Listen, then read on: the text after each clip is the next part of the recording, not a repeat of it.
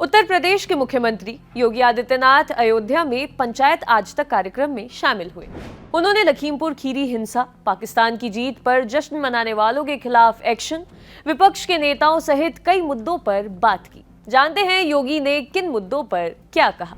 विपक्ष के नेताओं की गिरफ्तारी से जुड़े एक सवाल के जवाब में सीएम योगी आदित्यनाथ ने कहा, हमने किसी को न गिरफ्तार किया और न कोई इस लायक है कि हम उसे गिरफ्तार कराएं।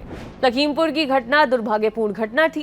कानून ने अपना काम किया है और कानून अपना काम कर भी रहा है। हमने पहले दिन कहा था कि कानून के साथ खिलवाड़ करने की छूट किसी को नहीं देंगे। हमारा संकल्प था, हम लोगों ने करके दिखाया।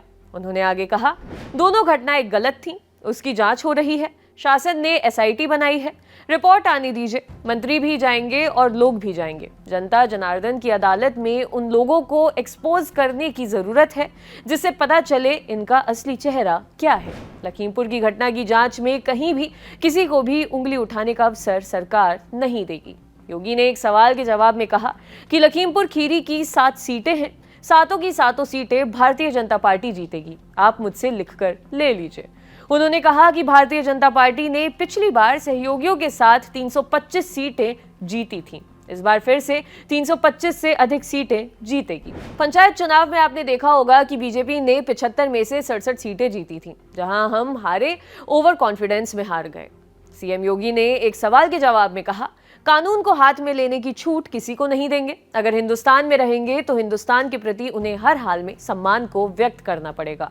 मैच होते हैं, हार जीत होती है किसी भी मैच में, लेकिन अगर दुश्मन देश के प्रति समर्थन व्यक्त करोगे तो उसी कठोरता के साथ कुचल दिए जाओगे जिसके हकदार बनोगे। हम अराजकता और अव्यवस्था फैलाने की छूट किसी को नहीं देंगे। भारत में रहकर भारत का अन्न खाकर पाकिस्तान का गुण गाओगे तो उसी लायक बना देंगे जिस लायक भारतीय सेना उन लोगों को बनाती है।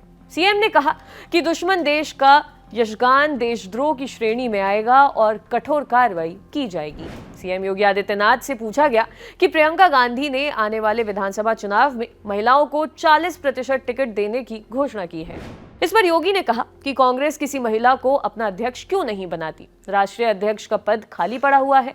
कांग्रेस रेत पर धान की रोपाई करना चाहती है। उन्होंने प्रियंका को चुनौती देते हुए कहा है कि कांग्रेस विधायक आराधना मिश्रा को पार्टी का अध्यक्ष बना दे। अब आपको बताते हैं कि कौन है आराधना मिश्रा।